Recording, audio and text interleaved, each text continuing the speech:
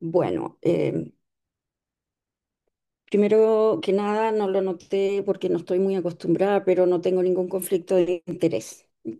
De manera que vamos a hablar hoy día, durante una hora aproximadamente, de distintos aspectos del monitoreo ambulatorio de presión arterial en pediatría y haciendo particular énfasis en las indicaciones de qué pacientes tenemos que tener en la mira, ¿no es cierto? Y por qué es tan importante esta herramienta. Entonces, vamos a hablar hoy un poco acerca de, hoy perdón, se me fue no sé qué vista, perdón, soy media, es, cambiar la pantalla. No veo la presentación, no sé qué hice acá. Ah, pausa. Entonces, lo que vamos a ver hoy día, dentro de ciertos límites, ¿no es cierto? Primero que nada, vamos a hacer una introducción hablando brevemente de la magnitud del problema de la hipertensión arterial en pediatría y especialmente con respecto a las consecuencias a largo plazo, fundamentalmente el riesgo cardiovascular. De la parte obesidad no me voy a detener mucho porque hay bastante más especialistas que yo en esta audiencia y enfocarnos especialmente en qué es lo que es el monitoreo ambulatorio de presión arterial, cuáles son las nuevas definiciones, qué aporta versus la presión arterial clínica, en qué poblaciones de riesgo es particularmente necesario utilizarlo y también algunas consideraciones técnicas que si bien como pediatra que solicita un examen, uno no debería por qué estarse preocupado de eso, sí es importante para orientar a sus pacientes.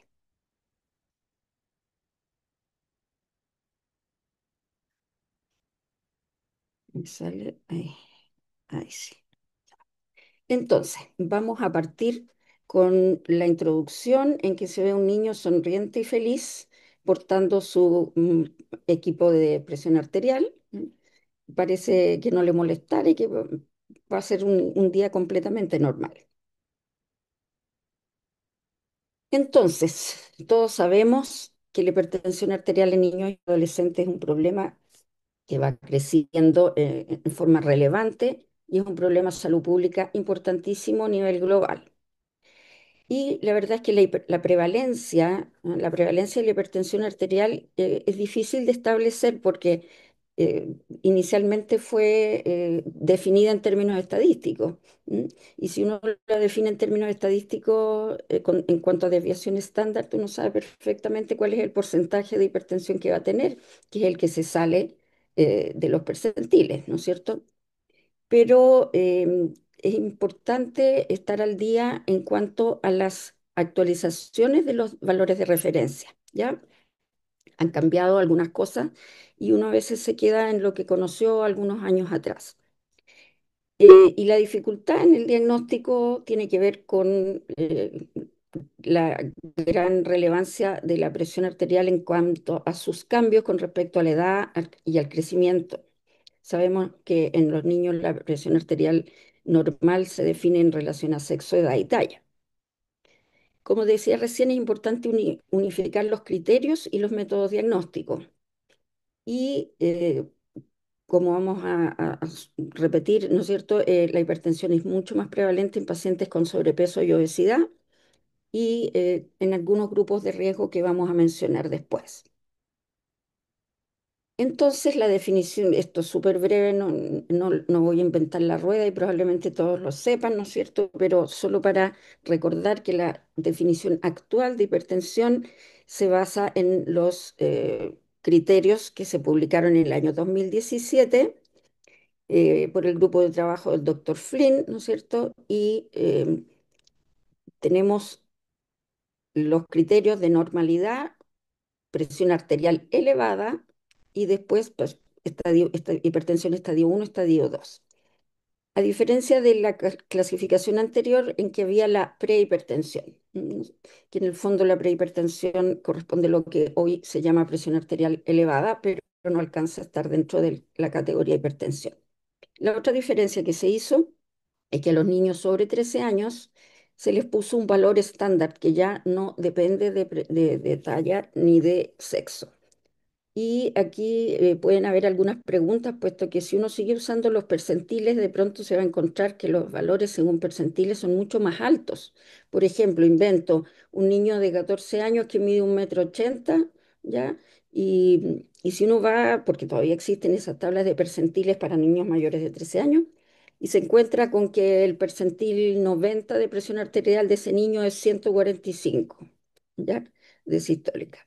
Entonces, eso suena como contradictorio y para los pacientes, para los médicos que quieren seguir usando el tema de los percentiles, se debe considerar el valor más bajo. O sea, si yo quiero hacerlo por percentiles y encuentro que el percentil de mi paciente equivale a 145,90, entonces no me puedo guiar por esos percentiles, sino que tengo que utilizar el 120/80 o el 130/80 que marca el estadio 1.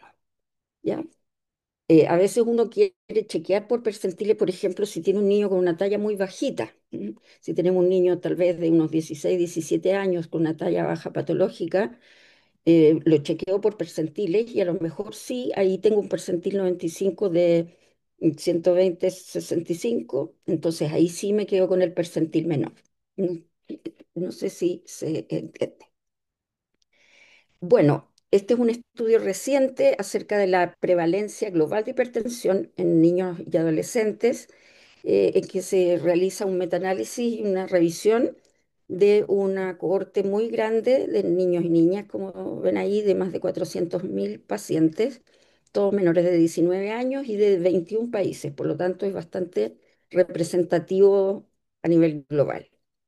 Y ellos vieron que la definición encontraron hipertensión clínica, es decir, la tomada en la consulta médica, de un 4,28%. Y si le agregaron a esa hipertensión clínica, le agregaron un mapa, esta hipertensión aumentó al 7%. O sea, no vamos a decir que se duplica, pero por lo menos encontramos un tercio más de hipertensión. Y también otra cosa que se ve en este estudio es que esto va aumentando proporcionalmente a la edad. Y otra cosa relevante es que analizando las prevalencias entre el año 2000 y el año 2020, esta prevalencia prácticamente se duplica, de 3,4 al 6,5 en varones y del 3 al 5,8% en mujeres. De manera que es un tema que se nos viene con intensidad. Esto es bien interesante porque uno en pediatría siempre aprendió, ¿no es cierto?, en los niños y adolescentes la hipertensión arterial secundaria hasta que no se demuestre lo contrario. ¿M? Y a veces vemos pacientes y insistimos en buscar y sabemos que la prevalencia de algunas enfermedades son sumamente raras, pero le hacemos gastar a los padres la plata que no tienen, ¿no es cierto?, en buscar cosas raras y frente a nosotros tenemos un niño obeso, dislipidémico, con malos hábitos de vida. eh, digamos, el sentido común, ¿no es cierto?, nos hace pensar que es una hipertensión primaria. Pero también eso es importante objetivarlo y este estudio, publicado recientemente, revisó una cohorte de niños europeos, de niños que en realidad eran 2.008 niños inicialmente, a los que se estudió con presión arterial clínica y mapa. Finalmente se excluyeron varios, especialmente la hipertensión por delantal blanco. Y del grupo final que quedó en estudio vieron que estaban más o menos por ahí, 49% primaria, 50% secundaria. ¿M? Dentro de las cuales la enfermedad renal, renovascular y coartación de la aorta son las más frecuentes, como sabemos. De manera que ya no es tan así, ¿no es cierto?, que es secundaria hasta que se demuestre lo contrario. Hay que hacer un estudio razonable, lo que es un poco pretencioso para esta charla, pero tener ese concepto. Y dentro de los factores de riesgo de los pacientes que tenían hipertensión primaria fue la edad, sobre 12,5 años, el índice de masa corporal y el ácido úrico. El ácido úrico lo pescamos poco en general, los pediatras, em, pero eso es un hueso duro de roer y en una próxima oportunidad podremos darle importancia al ácido úrico. pero aquí lo relevante es el índice de masa corporal. Bueno, me quedo como esta diapo a media, así que la vamos a pasar, pero vamos a ir a riesgo cardiovascular en niños, ¿no es cierto? ¿Y qué es lo importante del diagnóstico de hipertensión? Sabemos que la hipertensión, y no solo la hipertensión, sino que también la presión arterial elevada, que sería lo que está entre percentil 90 y 95, según los nuevos criterios, se asocian a mayor riesgo cardiovascular en adultos. Y hay estadísticas que son relevantes, que muestran que un paciente que tiene desarrollo una hipertensión etapa 1 antes de los 40 años tiene un riesgo, digamos, de enfermedad cardiovascular de alrededor de 3 por 1000 personas por año. Y un paciente que tiene una etapa 2 antes de los 40 años más que duplica ese riesgo, 8 por 1000 por año.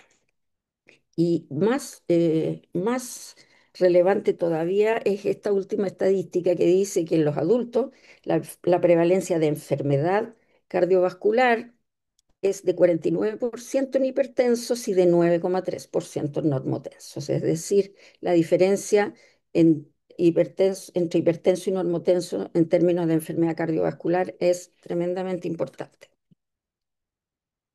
Además del riesgo cardiovascular, ¿no es cierto? Medido como daño de órgano blanco, ya hay muchos estudios que ven que la presión elevada en la infancia se asocia con hipertrofia ventricular izquierda, con el grosor íntima media carotidio y otros parámetros que no vamos a entrar en mucho detalle, pues, como la velocidad de la onda de pulso y también trastornos de la neurocognición. Y como decía, incluso en valores de presión arterial que no alcanzan los umbrales para el diagnóstico de hipertensión. O sea, un percentil 90 es relevante. Bueno, este es el documento más nuevo y es como la Biblia actual en términos de mapa, ¿ya? Es la actualización de recomendación de la AJA del 2014 y es importante porque tiene algunas diferencias que pueden inducir a algunas personas que se quedaron más con el concepto anterior y que pueden no entender un poco la nueva forma de informar los mapas. Bueno, lo primero que describen es que la realización, la solicitud de mapas ha aumentado a nivel de los pediatras desde el año anterior en que se publicó y hay más evidencia, por lo tanto, también de la relación entre los valores ambulatorios de la presión con la incidencia de daño órgano blanco versus con la correlación entre la presión arterial de consulta. También presenta una clasificación más simple. Y también orienta acerca de las indicaciones en la población de niños. Entonces, ¿para qué usamos el mapa? Lo más habitual, ¿no es cierto?, es para confirmar la hipertensión en un paciente en que le tomamos la presión en la consulta y la encontramos elevada, entonces confirmamos con un mapa.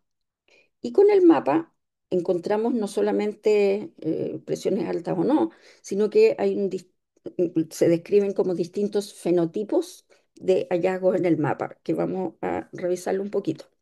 La hipertensión ambulatoria, la hipertensión de delantal blanco, la hipertensión enmascarada, que es sumamente importante porque vamos a ver que hay muchos grupos de factores de riesgo que debutan con hipertensión enmascarada. Ya sabemos, ¿no es cierto?, que hay patrones circadianos, especialmente el DIP, ¿no es cierto?, que es el descenso fisiológico de la presión arterial entre el día y la noche, que debe ser entre 10 y 20%. El paciente que no tiene este descenso, que tiene menos del 10%, es el non-dipping o dipping aplanado o dipping ausente. Y el dipping invertido es cuando el promedio de la noche es más alta que el del día, es decir, sería un ascenso y no un descenso. Tenemos también la hipertensión nocturna aislada y el mapa debiera ser utilizado también como seguimiento en pacientes en que encontramos presiones que están entre rango normal alto, ¿ya? Para tenerlos más vigilados. Y por supuesto que también nos ayuda en evaluar respuesta al tratamiento. Paciente que está con tratamiento medicamentoso y queremos saber cómo está. Bueno, estos son, este cuadro es un poquito más complicado, pero se lo puse porque así está publicado. Y a continuación una tabla mucho más resumida, en que las categorías se dividen en las siguientes: presión normal, hipertensión en delantal blanco, hipertensión enmascarada e hipertensión ambulatoria. ¿Ya? Estos números los voy a saltar porque en el fondo lo que me interesa que manejes es esto. ¿Mm? Perdón, se me fue. El paciente es normotenso cuando tanto la presión arterial clínica como el mapa son normales. ¿Mm? La hipertensión de delantal blanco, como es obvio, ¿no es cierto? Tenemos la presión elevada en la oficina y un mapa normal. La hipertensión enmascarada es todo lo contrario. Tenemos una presión clínica normal, pero, oh sorpresa, el mapa está alterado. Y la hipertensión ambulatoria es aquella que está alterada mediante las dos metodologías. Es lo que lo resume. Hay otros indicadores de los cuales no voy a hablar ahora porque se usan mucho más en adultos. El morning rise, que es la elevación de los promedios de presión en las 2 primeras horas después del despertar, presión de pulso y otros, que en realidad hasta ahora no está clara el valor predictivo que tienen estos indicadores en niños con respecto al riesgo cardiovascular. Pero probablemente en un tiempo más vamos a saber más de esto. Bueno, la hipertensión del delantal blanco, todos la conocemos. No se sabe bien la prevalencia. Tendríamos que hacer mucho más tomas de presión y mapa para saberlo. Pero lo relevante es si importa o no importa. Yo le encuentro a un niño la presión alta, lo mando a hacer un mapa, está normal. Ah, ya, señora, váyase tranquila, no hay nada aquí. No es verdad. ¿Ya? Los niños con hipertensión del delantal blanco igual reflejan algo, ¿no es cierto? Reflejan una respuesta simpática aumentada y se ha visto que estos pacientes tienen marcadores preclínicos de enfermedad cardiovascular, es decir, tienen índice de masa ventricular izquierda mayores que los niños normotensos. Tal vez no caen en el rango de lo patológico, pero sí puede ser un punto de partida. Por lo tanto, requieren seguimiento. Por otro lado, la hipertensión enmascarada, que es cuando no la pesquisamos en la consulta y sí la pesquisa el mapa, ¿ya? Em, bueno, existen distintos patrones, ¿no es cierto? Podemos encontrar en el mapa que la presión está elevada en vigilia, podemos encontrarlo que la presión elevada está solamente en el sueño, lo que se llama hipertensión nocturna, o ambos, ¿no? Día y noche. Y está sumamente claro a raíz de muchos estudios que se asocia a aumento de daño órgano blanco medido por masa ventricular izquierda. Y esto es lo importante. ¿Quiénes son los grupos de riesgo de presentar hipertensión enmascarada? O dentro de la cual está incluida la hipertensión nocturna aislada o DIP alterado. Y aquí yo me puse primero con la enfermedad renal crónica, ¿no es cierto? Pero después vienen ustedes con la obesidad y la diabetes. ¿Eh? Niños con síndrome de apnea obstructiva del sueño, bueno, obviamente pacientes con coartación de la aorta por reparación que pueden hacer una hipertensión residual. Pacientes con síndrome nefrótico, que uno habitualmente no los considera mucho dentro de la hipertensión, los prematuros. Otros grupos de riesgo que hasta ahora tal vez no han sido tan considerados, aunque uno lo considera bastante obvio, ¿no es cierto? Son pacientes que en una hospitalización presentan una AKI, una lesión renal aguda, y que muchas veces se van de la UCI con un montón de diagnósticos, incluyendo la dermatitis atópica, sin desmerecer a los dermatólogos, pero en ninguna parte del diagnóstico de alta aparece el AKI. Entonces, obviamente, esos pacientes nunca se van a seguimiento. ¿M? Obviamente un paciente post-CHU, sí, ¿no es cierto? Pero hay niños que hacen aquí poscirugía cardíaca, poscirugía de muchas otras cosas, paciente oncológico. Por lo tanto, es importante para el pediatra pesquisar y aclarar el diagnóstico de aquí y mandarlo a seguimiento. Un CHU que se mejoró y se fue con CREA de 0,5 para la casa, fantástico, pero eso no acaba ahí. Otro grupo que cada vez vemos más son los pacientes sobrevivientes de cáncer, ¿m? Especialmente los pacientes que han sido sometidos a trasplantes precursores hematopoyéticos y también post-trasplante de otros órganos sólidos, básicamente en relación a muchos fármacos que pueden subir la presión. Ya mencioné que los pacientes con síndrome nefrótico pueden tener hipertensión nocturna Y los pacientes monorrenos que uno dice, ah, tiene monorreno, pero tiene CREA normal. Bueno, estos pacientes, por definición, tienen una enfermedad renal crónica etapa uno y se han visto que también tienen mayor riesgo de hipertensión hematomática. Entonces, un par de números, digamos, em, para no marearlos, porque hay mucho publicado, un artículo relativamente nuevo, ¿no es cierto?, que evaluó 120 niños cuyas edades iban entre los 3 y 17 años, y que fue diagnosticada una hipertensión primaria. Del total de niños, el 17,4% tenía hipertrofia ventricular izquierda, ¿ya? Pero la correlación más, más marcada era con la presión promedio de 24 horas, la presión promedio diurna, y en este caso utilizaron la presión matinal o el morning rise. Pero este artículo lo interesante que vio es que la hipertensión nocturna es un factor de riesgo independiente para hipertrofia ventricular con un odds ratio de 4. Después, bueno, esto es un artículo de pacientes con enfermedad renal crónica, pero lo interesante es de niños y adultos jóvenes, ¿no es cierto?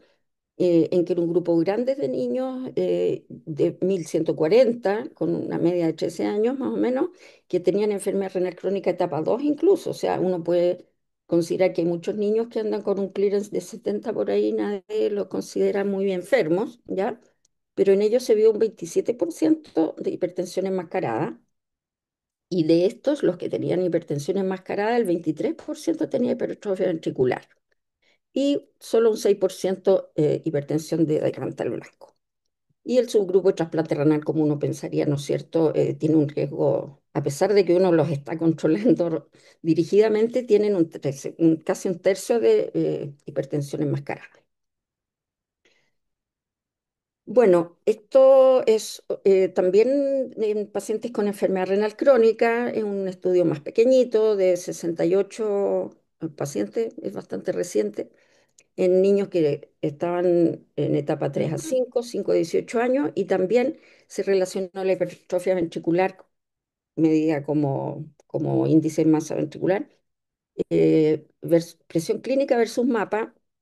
El 38% era hipertenso por clínica y 53% por mapa, con un 20% de hipertensión enmascarada y con un 42% de hipertrofia ventricular izquierda. Y había una asociación significativa, por supuesto, entre el mapa alterado y la hipertrofia ventricular versus la presión arterial clínica. Otros grupos de pacientes que uno a veces no se les cruzan tan rápidamente por la mente como los niños con apnea obstructiva, ¿no es cierto? Este es un artículo que en el fondo es un análisis secundario que no estaba medido, no fue algo prospectivo, ¿no? Pero evaluaron 190 niños con SAOS con una edad promedio de 6 años. A todos se le hizo polisomnografía y mapa, y vieron que los pacientes que tenían mayor carga hipóxica, que es un concepto de un área bajo la curva de las desaturaciones, se asociaron a mayor presión arterial diastólica nocturna y patrones de DIP atenuado. Niños que sobrevivieron el cáncer. Este es un artículo reciente. La verdad es que en cuanto a cáncer hay mucha información muy diversa, en que las incidencias varían tremendamente y probablemente tienen que ver con la forma de buscarlo. Este es un artículo reciente que evalúa a 49 niños, pero no es controlado, y los evalúa un año después de un año de alta oncológica. Como no es controlado, lo compararon con las incidencias de la literatura y vieron que la hipertensión era de 10% versus 3 en los niños sanos, supuestamente sanos, y prehipertensión. Esto fue analizado según los criterios antiguos en que hablábamos de prehipertensión. En el fondo, esto equivale a la presión arterial elevada de 16% versus el 9% de los niños controles. Los sólidos tenían mayor riesgo que los hematológicos, aunque no significativo la diferencia, y un gran porcentaje de ellos son non-dipping, es decir, no presentan dip nocturno. Ahora, ahora vienen más al terreno de los endocrinólogos, ¿no es cierto? También es un artículo relativo, sí, no puse la referencia exacta, pero es relativamente reciente también, que fue un estudio transversal de 100 pacientes con diabetes tipo 1 que llevaban al menos, digamos, un tiempo medio de diagnóstico de 5 años, en que el 37% tenía hipertensión por mapa. De este 37%, el 78% era hipertensión nocturna. ¿M? Y el 32% nocturna aislada, es decir, que puede haber nocturna más diurna, pero el 32% hipertensión nocturna aislada, o sea, jamás lo vamos a pesquisar con una toma de presión en la consulta. Se hizo un análisis multivariado con otros factores de riesgo y bueno, se vio que el sexo masculino y el índice de masa corporal era relevante también. Bueno, muchos artículos acerca de los prematuros, ¿no es cierto? Es sabido que los prematuros tienen por múltiples causas fisiopatológicas que no vienen, no podemos tratar hoy, pero tienen un riesgo importante de hipertensión en la edad adulta, y ni siquiera en la edad adulta, ya en la etapa escolar o adolescente, especialmente cuando estos niños ex prematuros son obesos. Y esto lo traje porque es un artículo chileno, ¿no es cierto? Fue hecho por una actual nefróloga pediátrica cuando estaba haciendo su beca y fue un proyecto súper bonito en que se reclutó pacientes del Policlínico de Seguimiento de Prematuros del Sótero, pero lamentablemente aquí hubo problemas de compliance de los pacientes en que se citó hacer holter y todo, pero finalmente del grupo de niños que se quiso estudiar, que tenían en ese momento 5 a 7 años y que habían sido prematuros menor de 32 semanas o menores de 1.500 gramos, solo se lograron obtener 19 mapaválidos, porque los otros niños se los sacaban o perdían muchas horas de registro, de manera que con este pequeño número tuvieron que llegar a término del trabajo, pero no es menor que el 47% de estos pacientes presentaban un patrón de non-dipping. ¿Mm? Tres de estos 19 niños presentaron otras alteraciones como alteraciones en las sobrecargas, pero de estos tres niños, los tres eran obesos. Bueno, esta tabla es la que menciona la recomendación actual de la AJA, pero en el fondo, ¿en qué condiciones, como resumen, tenemos que buscar activamente la hipertensión mediante un mapa? Bueno, ya vimos, a ver, hay un punterito aquí, parece. Sí. Ya vimos que lo más obvio es la confirmación del diagnóstico de hipertensión. Cuando tenemos una hipertensión secundaria y queremos monitorizar tratamiento, tenemos que hacer mapa porque muchas veces las hipertensiones secundarias se manifiestan más como hipertensión nocturna o dipping anormal. Entonces, para tener bien hecho nuestro tratamiento, tenemos que revisar esto. Enfermedad renal crónica, ya lo vimos, coartación de la aorta, diabetes, obesidad, SAOS y algunos síndromes genéticos que pueden tener alteraciones vasculares, ¿no es cierto? Ustedes conocen perfecto la neurofibromatosis, que puede tener lesiones vasculares renales, el síndrome Turner, que se asocia a coartación de la aorta, y el síndrome Williams, que puede tener estenosis de las arterias renales, además de todos los otros componentes de los síndromes, por supuesto. Bueno, tratamiento antihipertensivo, ¿no es cierto?, para ajustar tratamiento y obviamente con motivos de investigación. Bueno, brevemente, con respecto a las consideraciones técnicas que pueden parecer aburridas para muchas personas, pero que son relevantes. Bueno, lo primero que uno tiene que tener claro es que los valores de normalidad de referencia del mapa no son los mismos que los de la presión arterial clínica. O sea, yo no puedo tomar un mapa, ¿no es cierto?, agarrar mis tablitas de percentiles e informarlo con eso. ¿Ya? Los únicos valores que están aceptados actualmente en la literatura son de un estudio alemán que se realizó ya hace un tiempo, del 2002, ¿m? En que se evaluaron 949 niños sanos de Europa y que tenían entre 5 y 20 años y todos medían más de 1,20 m, ¿ya? Esto es un sesgo en el sentido de que niños más pequeños tenemos problemas para interpretar un mapa. ¿Ya? Es muy importante que cuando uno como pediatra reciba un informe de un mapa, lea a partir de qué valores de referencia está informado el examen. ¿Ya? Porque si no ponen el valor de referencia, no sabemos si lo hicieron con los valores de presión arterial clínica o con qué parámetro, ¿ya? Así que es importante fijarse en eso. Bueno, del punto de vista técnico, es importante que el equipo deba ser validado para niños, ¿ya? El método es oscilométrico, ¿ya? En que hay un algoritmo que calcula la sistólica y la diastólica a partir de la PAM y de la media, digamos, presión arterial media. Y no todos los equipos tienen los mismos algoritmos. Por lo tanto, los valores publicados, es decir, uno tiene que además comparar su examen con valores publicados que se han hecho con equipos de la misma tecnología. No sé si me explico. ¿Mm? Y brazalete adecuado, por supuesto. Bueno, eh, nuestro chiche actualmente en EndoPlus es Oscarito. ¿Eh? Oscarito es nuestro equipo de mapa, que es de la marca Santec. Oscar 2 es el modelo y que, como pueden ver aquí, tiene validaciones para pediatría en distintos organismos internacionales. Es importante el tema de los manguitos, ¿no es cierto? Oscarito trae 3 manguitos estándar, pero la relevancia de estos manguitos es que están diseñados para tener una cobertura mayor de diámetro, digamos, de circunferencia del brazo. ¿Ah? Estos 3 tamaños cubren lo que cubren normalmente 5 otro tipo de manguitos.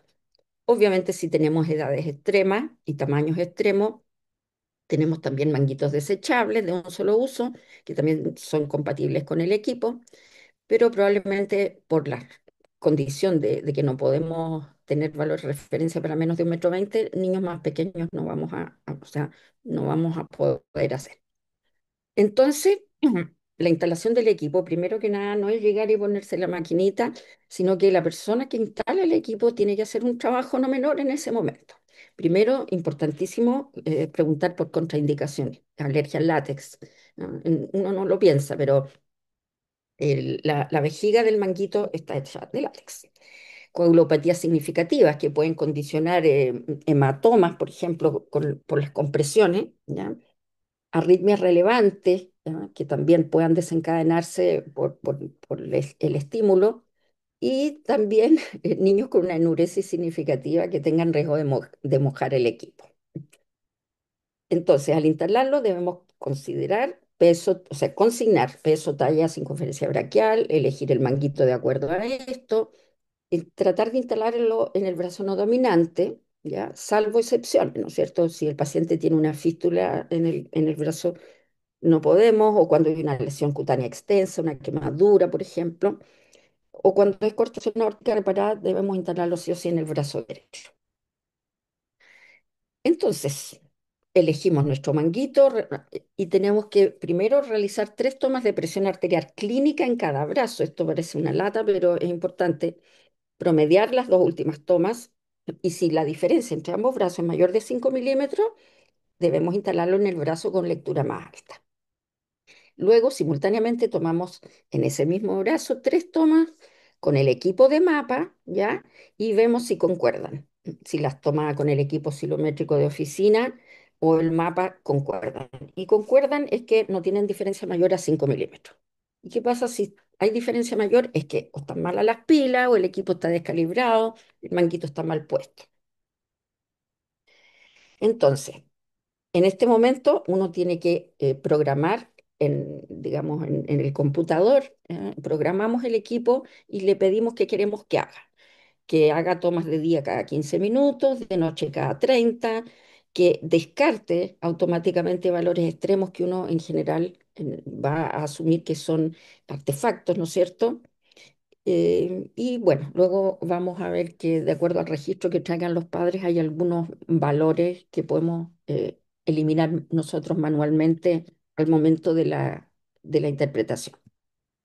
Bueno, esta es la hojita que tiene que llenar la persona que instala el mapa, ¿no es cierto? Con todos los datos del paciente y los valores de las presiones que tomamos en ese momento.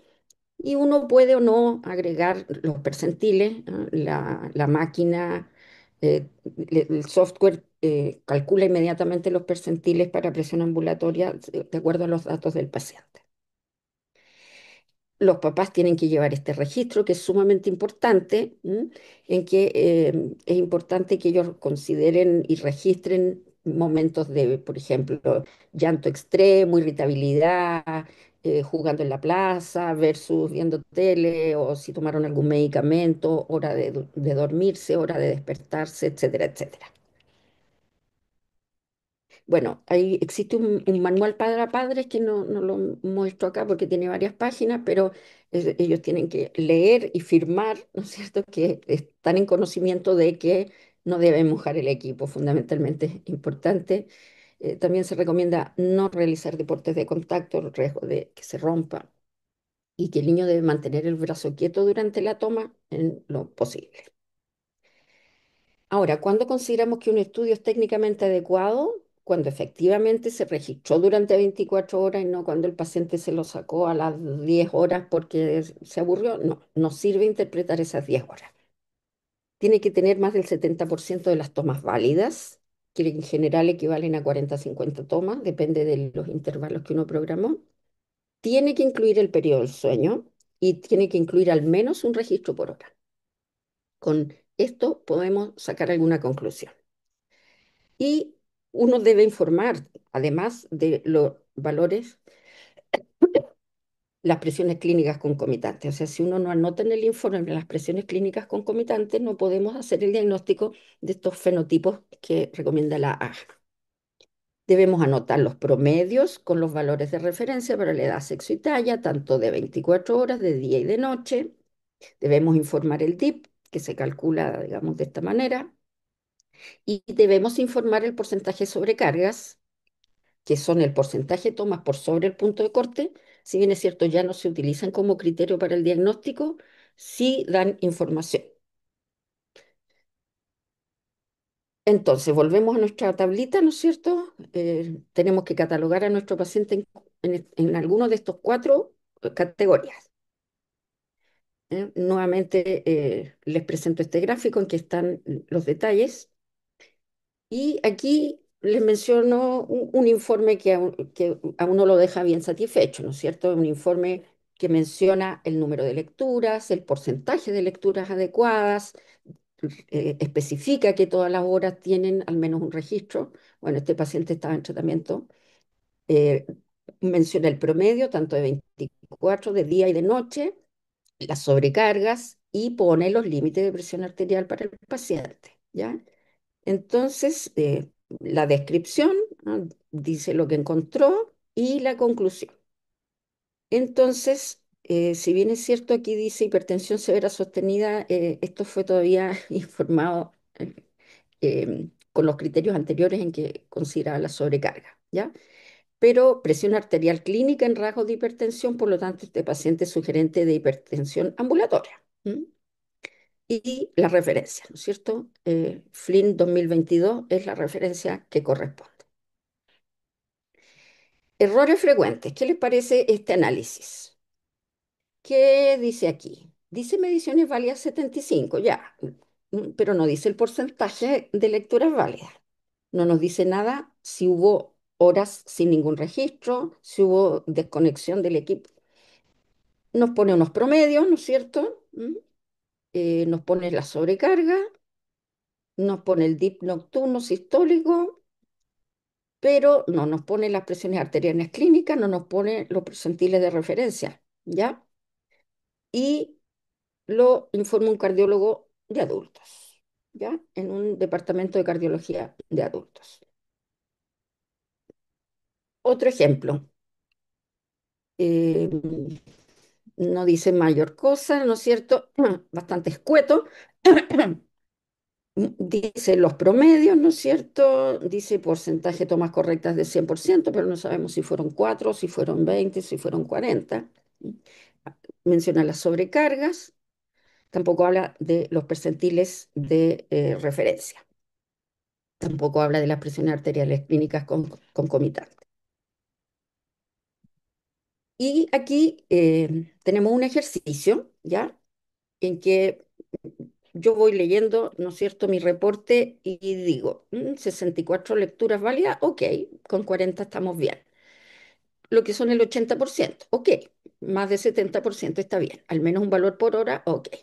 Menciona los percentiles, de acuerdo a los cuales nosotros podemos observar que el promedio sistólico de día está elevado, o sea, tiene una hipertensión sistólica diurna, el promedio de noche sistólico está elevado, tiene una hipertensión sistólica nocturna, una sobrecarga sistólica de día y de noche elevadas, los DIP ambos adecuados, entre 14 y 20, bueno, 21, pero... Y las presiones clínicas concomitantes nos dicen ahí que están bajo percentil 95, por lo tanto están normales.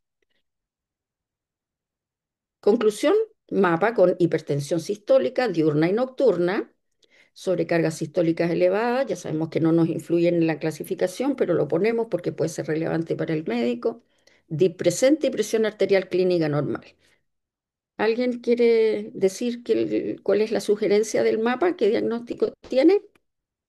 Mapas alterado, presión arterial clínica normal, sugerente de hipertensión enmascarada. Otro ejemplo, similar al anterior, tiene suficientes números y porcentajes de lecturas válidas, refiere que hay al menos un valor por hora, pero aquí está la embarrada, ¿no es cierto? Encontramos hipertensión, promedios elevados, tanto sistólicos, diastólicos, diurnos y nocturnos, lo mismo las sobrecargas, y los DIP ausentes, y las presiones clínicas elevadas. Por lo tanto, dice acá, mapa con hipertensión sistodiastólica diurna y nocturna, sobrecargas sistodiastólicas severas, DIP ausente e hipertensión clínica.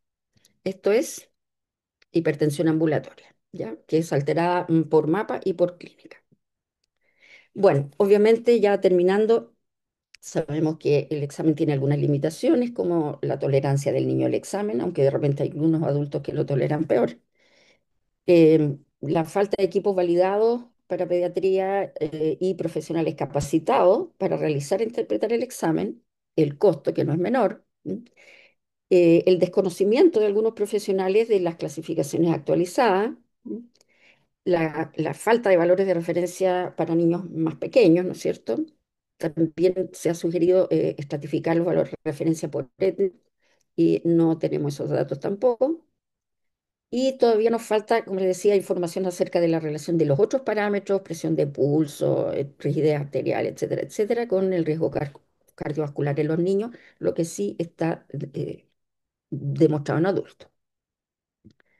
Entonces, bueno, la conclusión es que el mapa es una excelente herramienta en el diagnóstico de hipertensión en los niños y es más sensible y más específica que la toma de presión arterial clínica.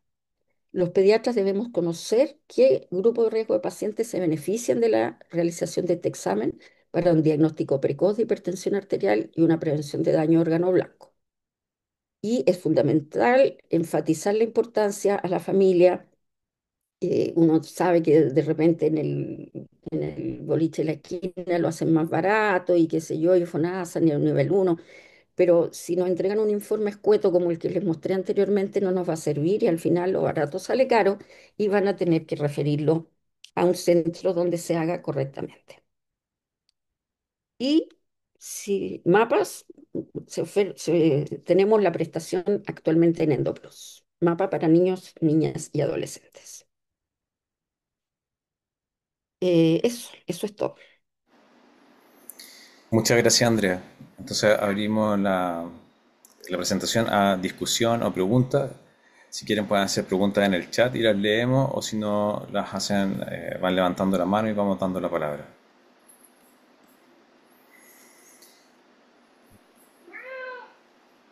Bueno, te están empezando a dar las gracias en el grupo. Y yo te quería hacer una pregunta. Yo sé que nombraste que la sobrecarga sistólica y diastólica no son tan importantes en niños y que la consideran más en adultos. Pero en niños, eh, entonces vale la pena analizar ese dato y sobre qué porcentaje de cargas diastólica o sistólica uno podría preocuparse. Ya, mira, esto se analizó de la siguiente manera. El porcentaje, o sea, la sobrecarga, ¿no es cierto?, es el porcentaje de presión arterial que está por arriba del valor de corte. O sea, si mi valor de corte sistólica es 120, si yo tengo 121, eso es una sobrecarga. Entonces, hay pacientes que tienen un promedio de presión arterial de 24 horas normal y tiene 50% de sobrecarga. ¿No? Pero si esa sobrecarga es de 121 o de 150 es muy distinto. O sea, se valora igual la sobrecarga de 1 milímetro de mercurio que la sobrecarga de 40 milímetros de mercurio.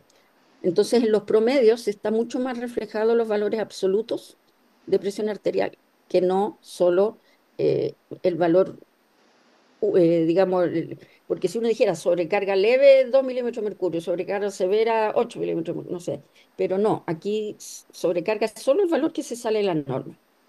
Eh, según los criterios anteriores, se utilizaba una sobrecarga alterada cuando más del 25% de los valores de presión estaban por sobre el corte y sobrecarga severa cuando era mayor del 50%. ¿Ya?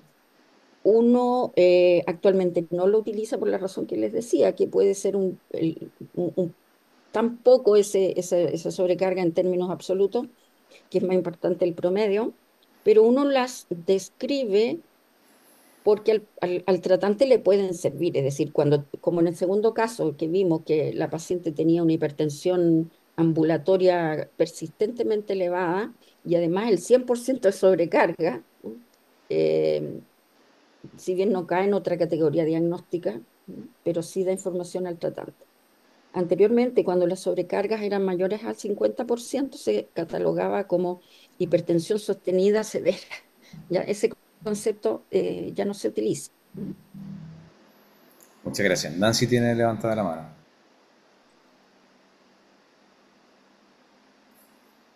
Nancy, a lo mejor está silenciada.